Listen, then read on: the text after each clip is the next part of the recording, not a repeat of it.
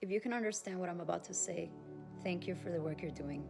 There is a shift in human consciousness that is currently happening, pushing humanity to disconnect and look within so that we can truly understand ourselves, so that we can better understand and heal our world for the purpose of evolution. An event that impacts our entire universe. See, we cannot heal in the same place that hurt us. For now, this shift can only be felt by those who have awakened. And it's being described through many names: ascension to fifth dimensional consciousness, the return of Christ consciousness, spiritual awakening, among other names. But all of those are just labels for that just one core happening, which is consciousness. What is consciousness?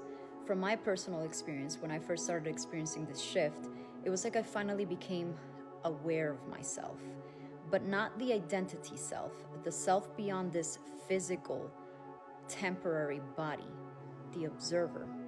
I all of a sudden realized that what I thought to be true was not it.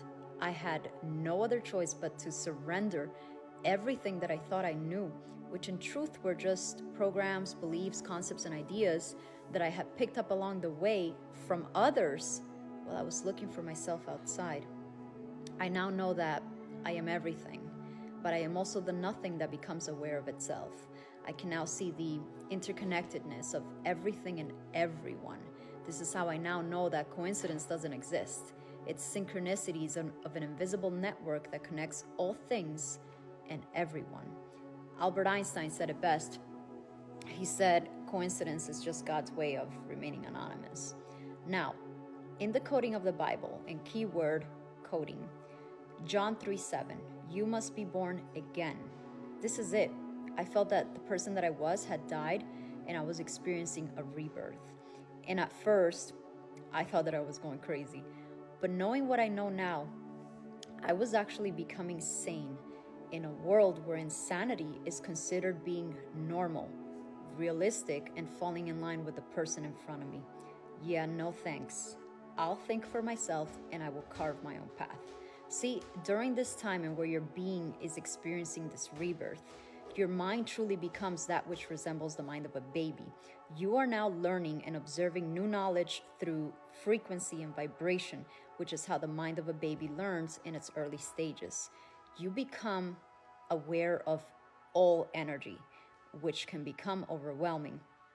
Your mind becomes a receiver for new information that is now coming from within, in addition to the knowledge and experience that you have gathered throughout your life from your exterior world. Thus, it becomes a lonely path. You can now see through everything and everyone. The barriers you create are simply an attempt to respect the superficial privacy of others. This allows me to use Bayesian inference, which is a method of generating predictions based on new information, experience, prior knowledge, and belief. This is where spiritual discernment develops, as you are now operating from a state of knowing. Although belief is what creates this three-dimensional reality, belief ceases to exist in this higher state of consciousness. I describe it as direct access to God, which was once just an illusion. But once you truly get to see what God, the universe, is, which is all within you, this world then becomes the illusion. Awakened souls are now taking the lead to show others what they yet cannot see. It's acting as a wave which will eventually realize it was always the whole ocean.